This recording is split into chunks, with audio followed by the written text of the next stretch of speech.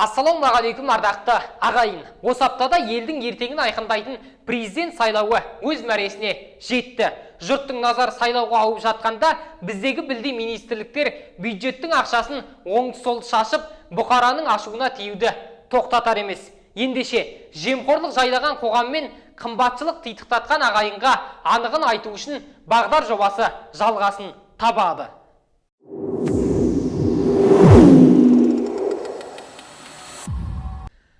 Кімнің жеңетіні белгілі болғасын ба? Бұл жолғы кезектен тыс ұйымдастырылған президенттік сайлаудан айтарлықтай талас тартысты көре алмадық. Десек те, ел тағдыры үшін маңызды сәт саналатын осы бір саяси додадағы маңызды ақпараттарды назарларыңызға ұсынайық. 20 қараша күні дауыс беру науқаны басталды. Қазақстан бойынша 12 миллионға жуық адам дауыс беруге құқылы болды. Орталық сайлау комиссиясының мәліметінше, ел азаматтары 10.033 учаскеде өз таңдауларын жасауға мүмкіндік алды.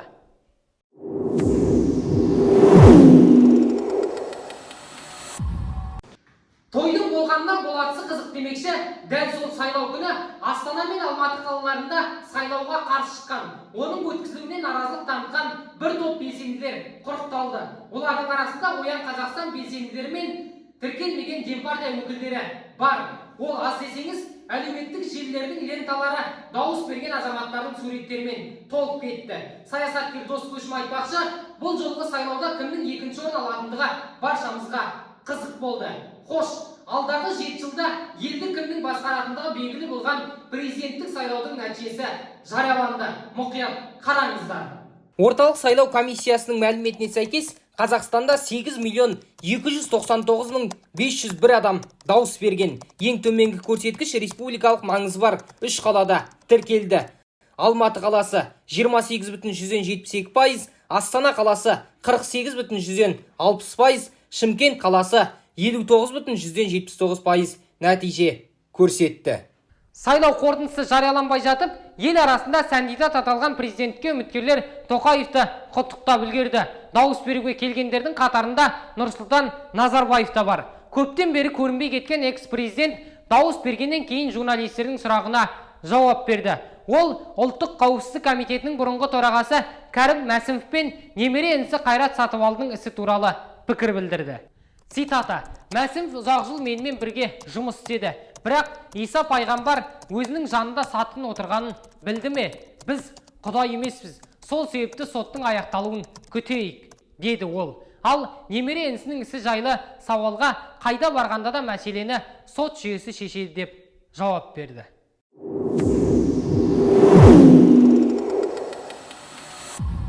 Қазақстанда қымбатшылықты тоқтату, оның себебін тамыршыдай таппасу мүмкін болмай тұр. Осы аптада мәжіліс депутаты Аманжан Жамалов Смайыловқа сауал жолдап, үкіметті азық-түлік бағасының үздіксіз өсуі үшін сынға алды. Мәжілісменнің айтуы бойынша, соңғы 10 айда азық-түлік инфляциясы 23%-ға өскен. Депутат ұлттық банк пен үкімет мүшелері бағаны ұстап тұрудың жұмыс істемейтін екі тәсілі базалық мөлшерлеме мен айналым схемасының айналасында жұмыс жасайды деп іреп салды.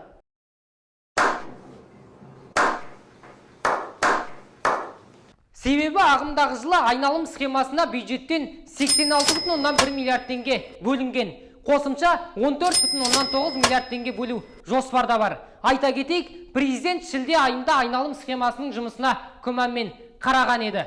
Сондай-ақ мәжіліс депутаты Аманжан Жамалов базалық мөлшерлемені 16%-ға дейін арттыру керектігі туралы түсініктеме берді.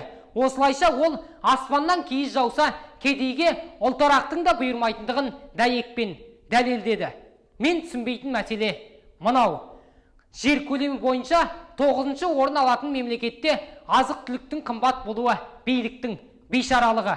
Жалт-жұлт еткен сауда орындарында жүретін миллиондап жалақы алып, қымбат көлік мінетін шенділер бұқараның жағдайын қашан ойлар екен, а? Құрметті көрермен, сіздерде жағдай қалай? Комментарийге жазыңыздар.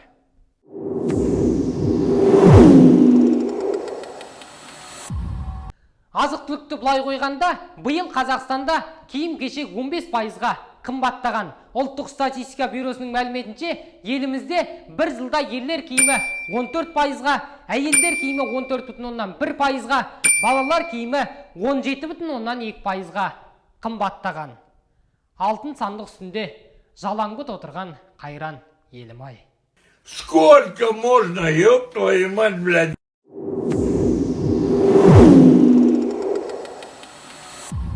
Осы аптада 5 медиа басылымы 2018 жылдан бастап 2021 жылдың 30 маусымына дейінгі Қазақстан Республикасының Ақпарат және қоғамдық даму министрлігінің атқарған жұмыстарының тиімділігі және есеп комитетінің аудит қорытындылары туралы мақала жариялады. Мақаланың барысында отандық ақпарат агенттіктерінің тірлігін безбенге тартты. Құрметті көрермен, мына біз айтатын ақпараттарды мұқият қараңыздар.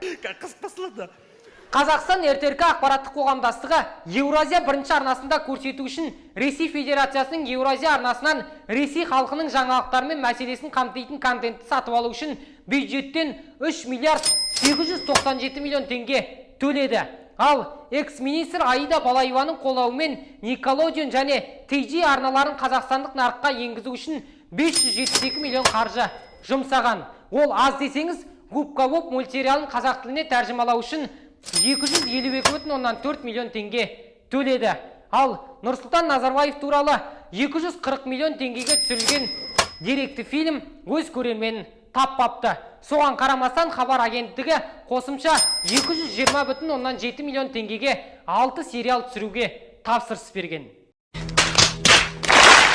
Олма хабар акционерлік қоғамы 2020-2021 жылдары Қазақстан Республикасы Білім және ғылым министрлігімен келісім бойынша оқушыларды онлайн оқыту үшін 13.580 бейнесабақ дайындап, оған 1,356 миллиард теңге қаржы жұмсаған. Жалпы 2,5 жылда мемлекеттік бақ 140,478 миллиард теңге, ал жекеменшік бақ 13,200 миллиард теңге алған. Есеп комитетінің тексеру қорытындысы бойынша бюджет қаражатының пайдалануда жалпы сомасы 814,9 миллион теңгеге қаржылық заң бұзушылықтар анықталған.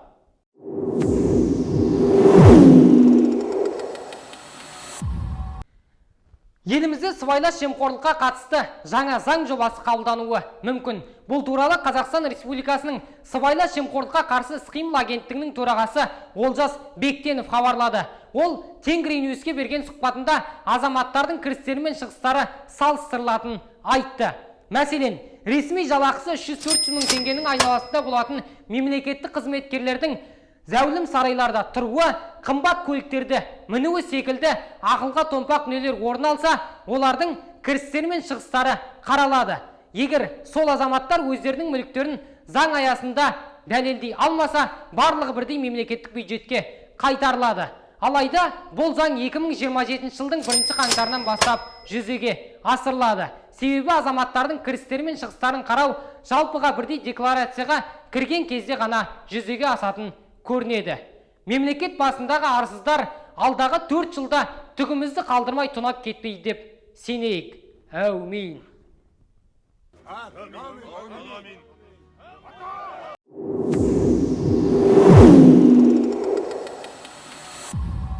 Осы аптада Жамбыл облысы бойынша қаржы мониторинг агенттігі департаменті АНК Энерго жауапкершілігі шектеулі серіктестігінің директоры Бақтияр Түлкібаевқа қатысты сот шешімін шығарды. Ол 601,5 миллион теңгеге жуық бюджетке салық төлемегені үшін 4 жылға бас бостандығынан айырылды.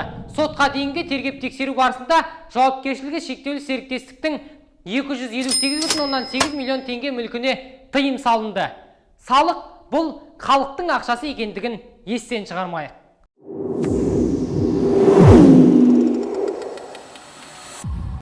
Алматыда Оян Қазақстан белсенділері Назарбаев даңғылын қаңтардай өзгертуді талап етті. Қанды қаңтарға келген басты себеп Нұрсұлтан Назарбаевтың 30 жыл бойы елді тонап қарсы шыққандарды басып жаншығаны. Дәл Тоқаев сияқты Назарбаев 2011 жылдың желтоқсанында Жаңаөзендегі мұнайшыларды атуға бұйрық берді. Бұл көшенің қаншер мен диктатордың атымен аталуына қарсымыз.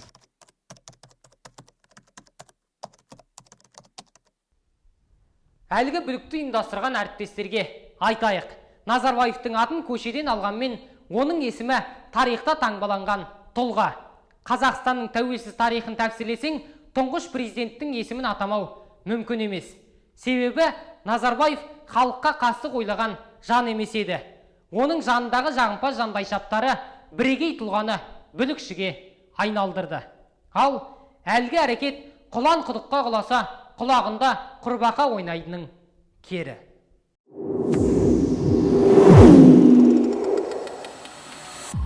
Тақырыптан ауытқымайық. Осы аптада тұңғыш президентке тиесілі Риксос Белдеби қонақ үйі толығымен мемлекеттің меншігіне өтті. Бұл туралы Forbes KZ сайты хабарлады. Айта кетейік, 2002 жылдан бастап салына бастаған нысанның 2012 жылға дейінгі 55% мемлекеттің меншігінде болған. Алайда 2013 жылға акциялық операциялардан кейін 70%-ға жуығы Назарбаев атындағы қордың үлесіне ауған. Сол аталған 10 жылдықта қонақ үй мемлекетке айтарлықтай пайда әкелмепті.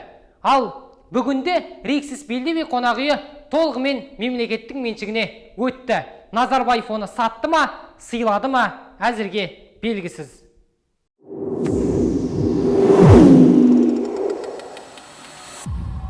Қазақстан шетелден қарыз алуды доғарар емес. Осы аптада Қазақстан Республикасы мен халықаралық қайта құру және даму банкінің арасында қарыз туралы келісімді қайта ратификациялау туралы жаңа заң қабылданды. Жаңа заңның аясында 345,7 миллион еуро қарыз алу көзделген. Аталған қарызды 11 жылдың ішінде қайтару керек екен.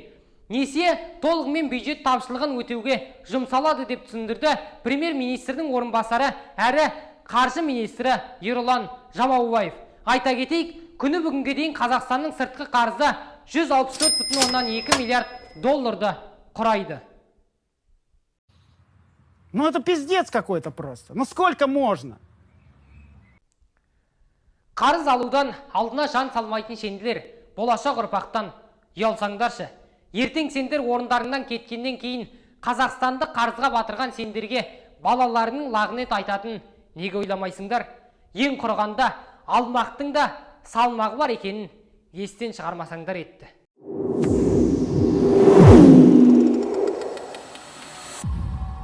Осы аптада 2022 жылдың 10 айындағы мемлекеттік қаржының атқарылу көрсеткіштері жарияланды.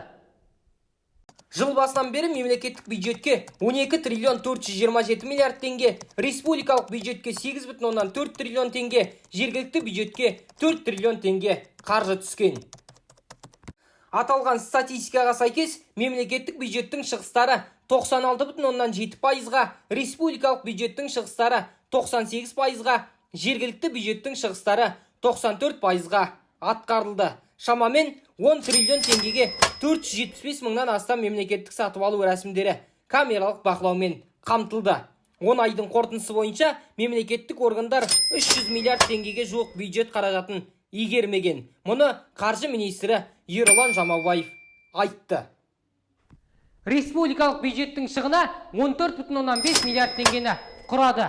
Қолданылмаған 295 миллиард қаржының 17 миллиарды үнемделді. Ал қалған 278 миллиард игерілмеген.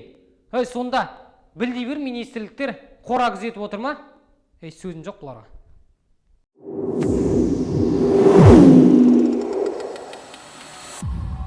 Сайлаудың әділдігін сынап, сынықтан сылтау іздеудің қажеті жоқ. Біз алдағы 7 жылда мемлекет басшысымен бірге болуға тиіспіз. Себебі қазақтың тамыры терең, тағдыры бөлек. Алпауыттардың арасындағы ат төбелінде елдің тұтастығын сақтау, оның мәдениеті мен салт дәстүрін ұлықтау, жүрегі қазақ деп соққан әрбір азаматтың абыройлы міндеті.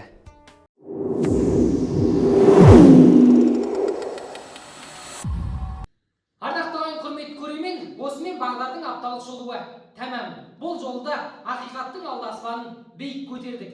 Келелі кеңеспен сыни пікір болса, біз қабылдауға дайынбыз. Каналға жазылыңыздар, қоңыраушаны басыңыздар. Жақсылық Зейнеш, жақсылықта жолыққан жағай.